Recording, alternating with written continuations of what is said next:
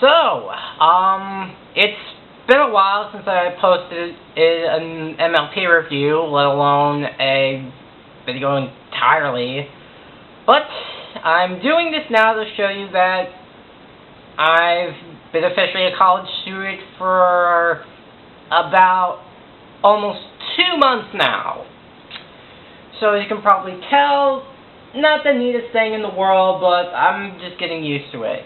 But since I have a lot of free time on my schedule now, that means I have no more excuses to stop working. So now I finally get to talk about an episode of Season 4 that I really think a lot of people need to take more credit than it's given to.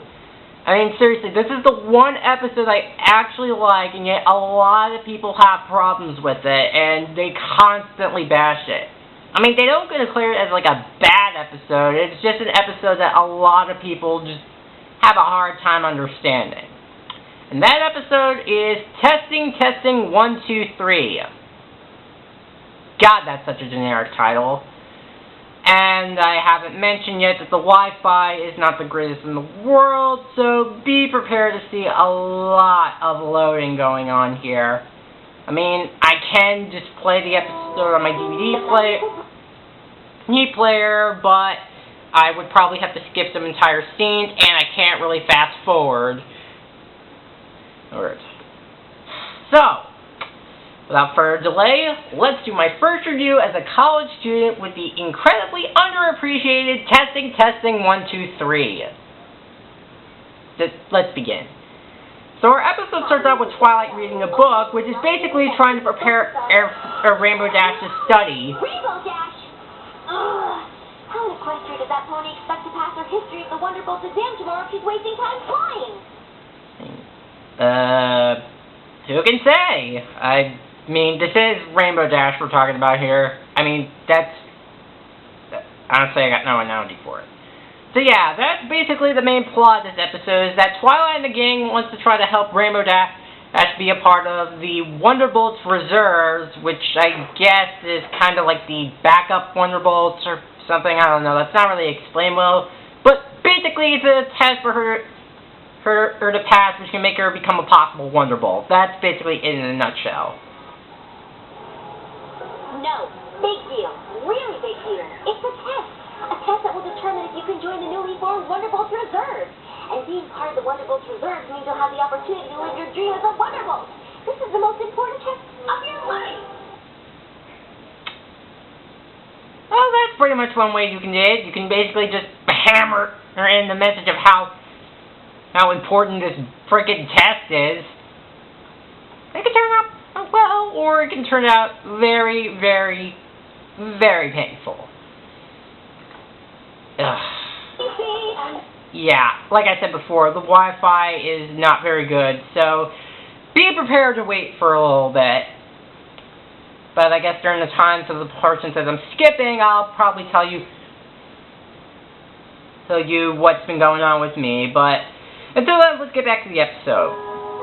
So Twilight decides to come up with some study methods to help Rainbow Dash focus. This is the most complete and ginormous book on the history of the Wonderbolts. Okay, but how am I supposed to get what's in there into here? Hey, that's basically me trying to study for a test in a nutshell. In fact, I think that's a lot of people who can do that, especially those with an IQ of only 10. So Twilight goes through her first method of studying through her checklist and using the first studying method, which is reading and highlighting. Reading and highlighting is the foundation of any good study method. It allows the student to hone in and boil down on what's really important, separating the good from the bad, the wheat from the chaff, getting to the crux of things. What? Yeah, unless if the information has everything on it that's really too damn important, and it's kind of difficult to decide which information is the good and which information is the bad when it all sounds the same thing. But we find out that Rainbow Dash isn't exactly the best with reading and highlighting. Hey, I am not that tall.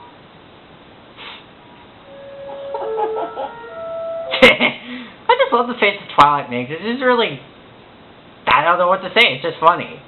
So now we get to the second method of studying. Clearly, reading and highlighting is not your style of studying, so let's move on to the tried and true. The what? Yeah, I don't know what exactly this method is, so I guess I'll probably pay attention too. Because... History lecture. Oh, history lecture. Yeah, I think it's everybody's least favorite method.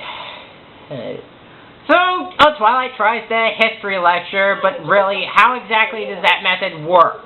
Oh wait, it never works. And the reason why it doesn't work is because everybody gets so bored, and we get a humorous scene with Owlicious and Spike just making some sounds. The first performance was so full of energy and so highly charged that magical lightning showered down on the crowd. Every pony was so filled with amazement and wonder that General Firefly dubbed them the Wonderful. You see, Twilight, this is exactly why history lectures don't work for anybody. People are going to lose their attention really fast, and they either got to do something to keep themselves entertained, or they're going to end up falling asleep. Tell me I'm wrong! Can you repeat any of my lessons?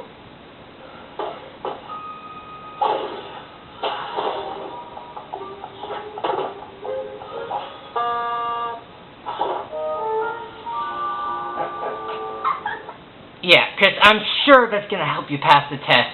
That's Rainbow.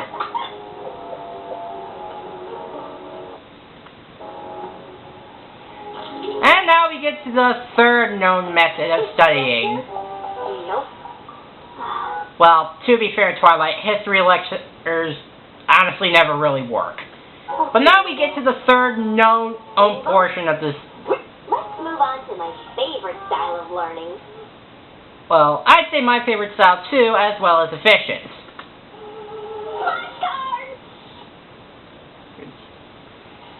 And that about goes as you expected. Riveted by your captivating cards. Yeah, basically what ends up happening is that Rainbow continues to be a joker until Twilight finally catches her shooting spitballs at her face. As she honors them with gotcha! Go what? The original Wonderbolt's lightning bolt insignia was Rainbow Dash, you could have hurt me. With a spitwad? Really? A spitwad to the eye would have been no laughing matter. Well, unless maybe a straw to the eye could have been worse. So, because she was fed up with basically, well, pretty much everything that Rainbow Dash has done, on Twilight, I give Rainbow Dash a pop quiz. Guess how well this goes. So, because goofing around Twilight went so well for her, Twilight decided to give Rainbow Dash a pop quiz. Guess how well that goes. The initials EUP stand for what? Ernie's Undercooked Pancake. The original aerial team performed for Celestial Stereo Celebration. The Wonderbolts were given their name by this famous Pegasus. Who is she? Please don't say Colonel Waffles. Hello? General Blazing Donut Glaze. So, did I ace it or what? Yeah, you aced it alright. In a blazing dirt pile. Or what? You didn't get one answer correct. What? But how? I don't know. I've never heard answers so wrong. And so, breakfast related. How long was Rainbow Dash in there anyways? Did Twilight not bother to have breakfast with her at all? If you had taken the official test today, my dreams of being in the Wonderbolts Reserve would have been totally crushed. Oh, what am I going to do? I'm running out of time. And then after the first commercial break, we get to the big controversial moment that every single Brony analyst that I've seen in reviews go up in arms about. And this is something I seriously disagree with. Rainbow Dash's outburst against Twilight. I'm gonna fail. And it's all your fault. My fault? I know I'm helping you. Maybe your famous study methods aren't all they're cracked up to be, teacher? excuse me. I've used them to study for many a test and passed. Yeah, right. Do you know the name of the premier Wonderbolt choreographer? Well, Commander Easy Glider. Do you know how many Pegasi flew in the original squad? 7. Do you know Princess Celestia's favorite flight pattern? The Engaranian Sun Salutation. See? I could pass the test. Burn. Fine. Rub it in, why don't you? Besides, I don't see why I have to take this lousy test anyway. I've proven I'm one of the best flyers around. Knowing their origin and being able to properly represent them for all of Equestria is just as important. Yeah, right. Some history buff like you must have made that up to bring us flyers down. And this is where, as I said before, the whole controversial moment of the whole Rainbow Dash yelling at Twilight. As a lot of people either said Rainbow Dash is an ungrateful slacker, you know, the whole song and dance. And as I said, I disagree with everything that they said, because people are not understanding what it means. This is totally understandable and relatable, because honestly, when kids usually fail a test, most of them will usually blame the teacher or get mad with them. I know this because I remember I actually did it once. Let's just say it was not one of my proudest moments of my sophomore year of high school, and to this day, I really regret it. Okay, kids can understand this and can be relating to this situation because we were all like that at one point. So I don't understand why is it up. Seriously, has anyone who even reviewed this episode has seen one kid in their class who ended up failing a test and blamed the teacher and not felt sorry for them, as well as they identified with Rainbow's position? Well, again, mostly from what I heard, I doubt that. So, Fluttershy overhears what's happening and tells the two to stop arguing, as she decides to put on a play to basically for more visual learning. Style learning.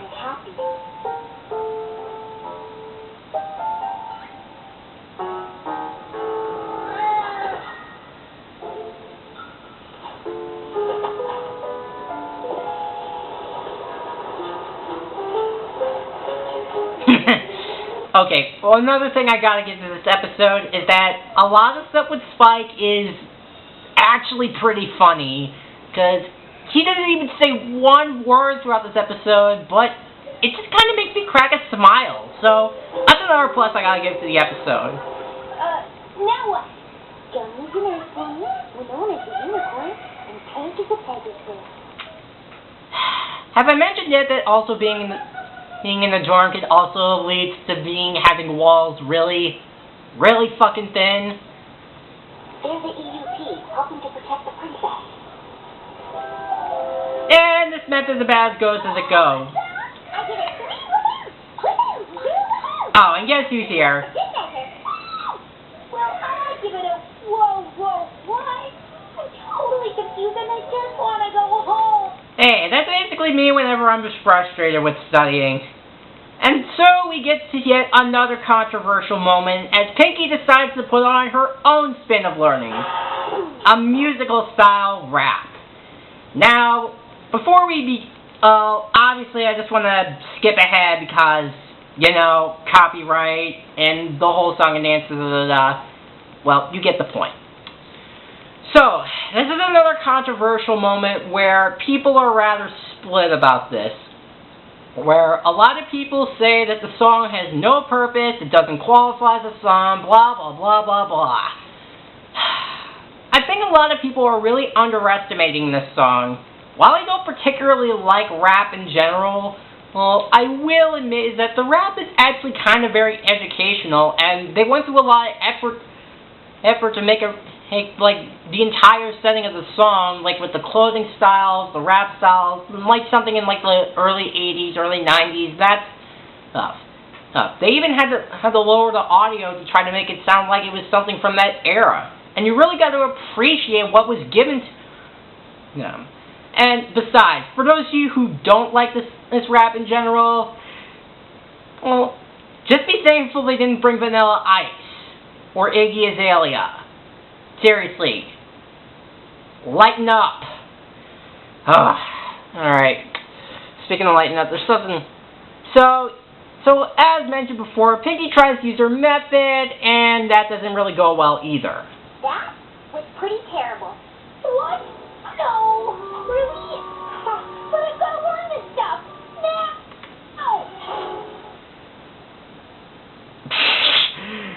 Yeah, so I paused there because I just want to mention that unless you use music to help you study, because that's actually helpful for me.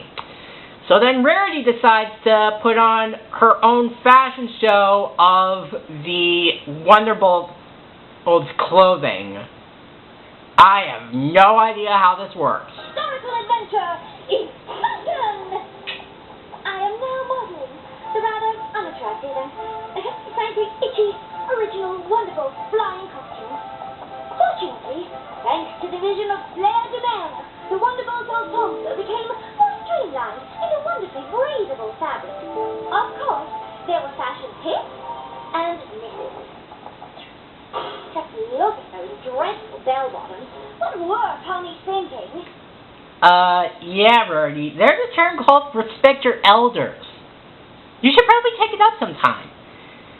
So, of course, after showing everybody as one of the old Wonderbolt's knees, much like myself and pretty much the audience in general, Rainbow Dash doesn't get it, and Applejack has a suggestion. First to know about the history of apples, but I picked all that up over years in the field as a labor of love.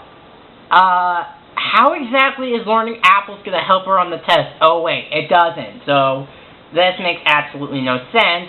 And soon, everybody starts to throw their ideas at Rainbow Dash, and understandably, like most people would, Rainbow Dash gets understandably overwhelmed. I suggest a question. No rapping, no chords, no costume, no plate, and no animals. I am never gonna pass this test, ever. Just forget it. You probably should have thought this through. Maybe. So Twilight goes to confront Rainbow Dash and tells her that they apologize for overwhelming her. You were just trying to help. It's just too bad I'm too dumb to learn anything. You are not dumb. You just learn differently. If by differently you mean not at all, then you're totally right. No, that's totally wrong. See? Wrong again. I don't know any pony that's read more Daring Do books than you. But then... Being a class clown prevented me from actually learning. But then we get something that's actually something we never seen from Rainbow before. I know. You were jabbering on so much you didn't even notice. But how did you notice? You were listening and talking to me the whole time. You're such a rookie. An experienced flyer like me knows how to multitask. While you fly, it's essential. Yes, I was paying attention to you, but was also scanning the sky and the ground for any problems. Really? Flying's not just flying. In order to stay safe in the sky, I gotta hear and see everything down to the littlest detail. For instance, I saw Apple Bloom, Sweetie Belle, and Scootaloo come out of Sugar Cube Corner, and from the looks of it, they had carrot cupcakes and sprinkles. And I'm thinking Big Mac was a huge order of apples to Filthy Rich, because I heard him give a very hearty yup. I always make note of everything when I fly. No biggie. And that gives Twilight an idea. Every kind of studying. My way, your way. But we haven't tried Rainbow Dash's way. And that basically gives the moral of the episode, which basically says that every single person has a different style of learning. And I am looking through my Google Drive because this is bringing to my another argument which leads into our next scene. And as you can probably...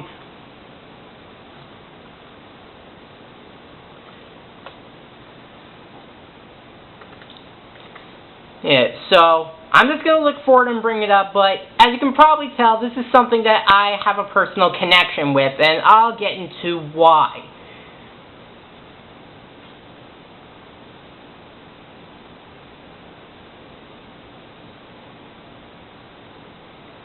Alright, so I'm basically...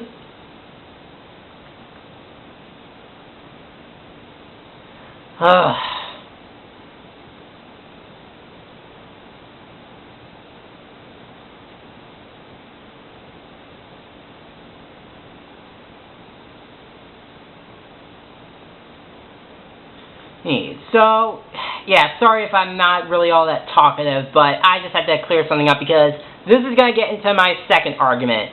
So, getting back to the episode, Twilight confronts Rainbow Dash as they go through a second flyby. I'm such a newbie, I need all the practice I can get.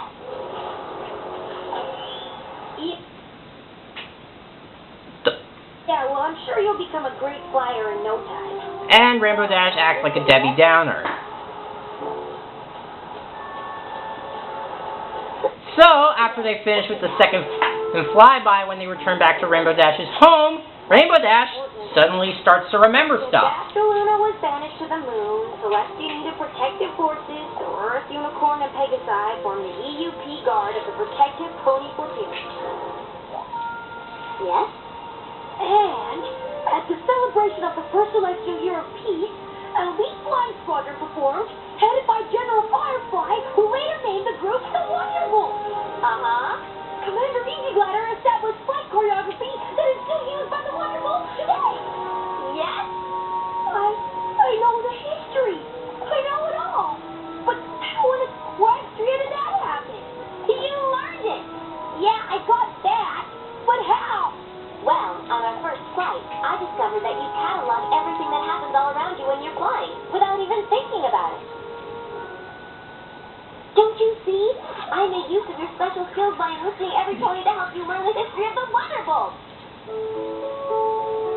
And so we basically go down and we get to see all the stuff that Rainbow Dash took notice to basically got what she learned.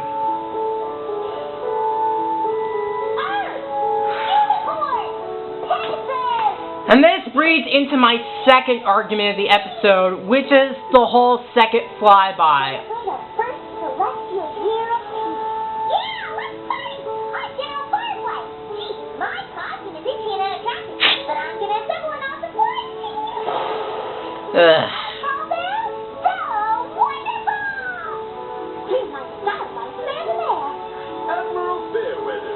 And we also get some other ponies that honestly don't really suit.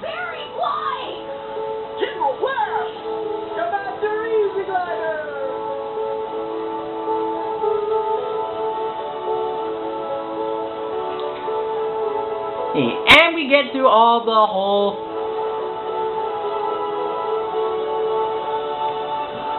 history of the Wonderbolts. Oh my gosh, oh my gosh, oh my gosh! And Rainbow Dash just gets excited about this. So much! You're welcome. But it all came from you.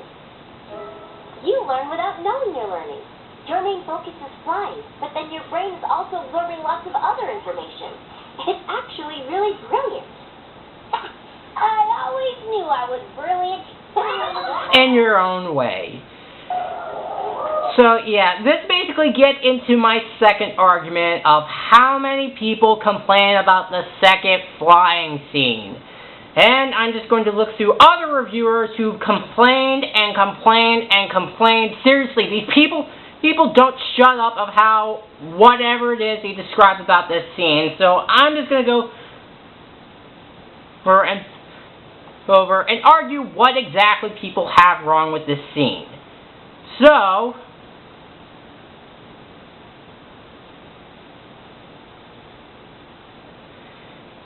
like, seriously. This episode more from top to those professors. One way of learning is necessarily better than the other. Sometimes it's a visual level. It's not a phase. And 12 days of great world building.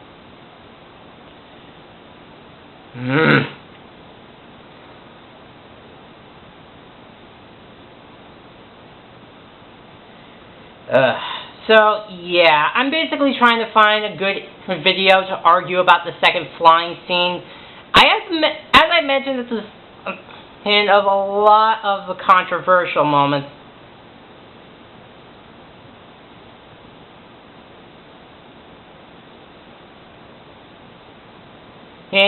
And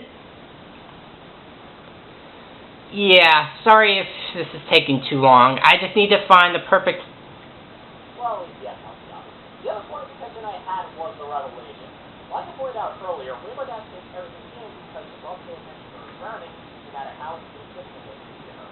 However, the second flyby with her unconsciously learning the history of the Wonderbolt seems a bit awkward.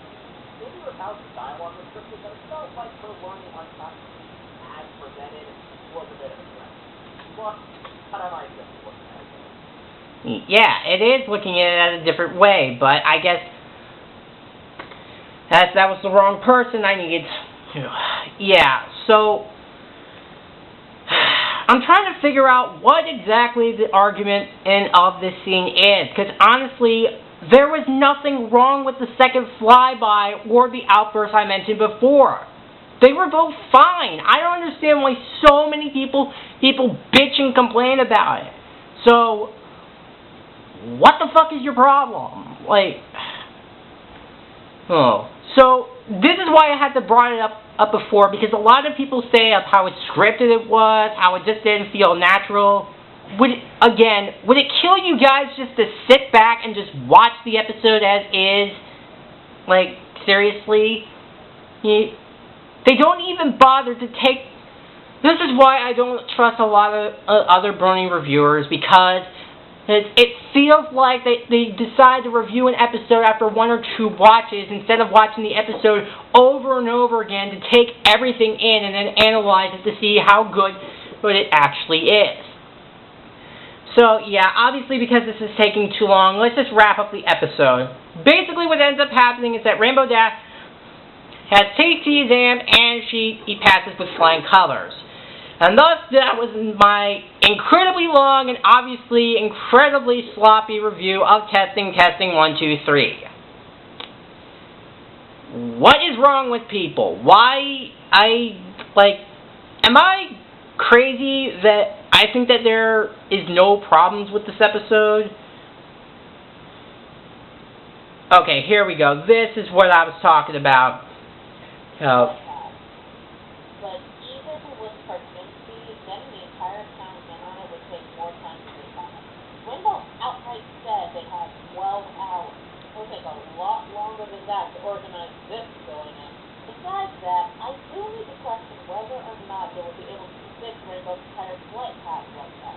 Connor didn't say, let's fly to your house. He said, let's go flying. Okay, but again, that... I'm actually more skeptical of Memorial itself. I'm not going to be the one to say that it was a bad message or anything, but I feel like this movie is really... Yeah, I'm obviously just taking way too deep into it. It's like, you guys need to lighten the hell up. For the millionth time, this was a really good episode, and by God, one of Season 4's best. Like, I honestly find it to be one of the most relatable episodes of the show. Oh, okay, like, the moral was very well taught. I've understood I identify with what Rainbow Dash was going through, and a lot of the controversial moments that a lot of people bitch and complain about, again, would it kill you guys to just simply just enjoy the episode without bitching and complaining about it? Like, okay, a lot of people are just being too nitpicky with this episode, and I think it deserves a little more credit than it's given. So with that being said, I think that Testing 1, 2, 3 gets an A+. Yes, I think it's an incredibly good episode, and I think a lot of people need to give it more respect than it's given. Finally. I am just so sick of just people just complaining about everything that is just...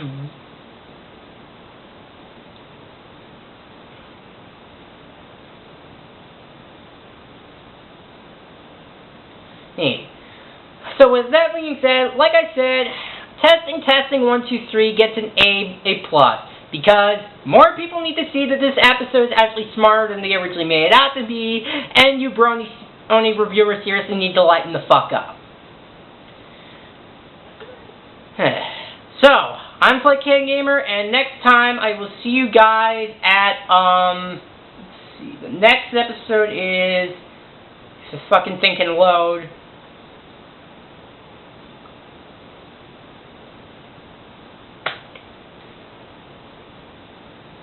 I will see you guys next time, and I'm Flickhead Gamer. I'll see you guys at Traja, and again, for those of you who seriously have a problem with this episode,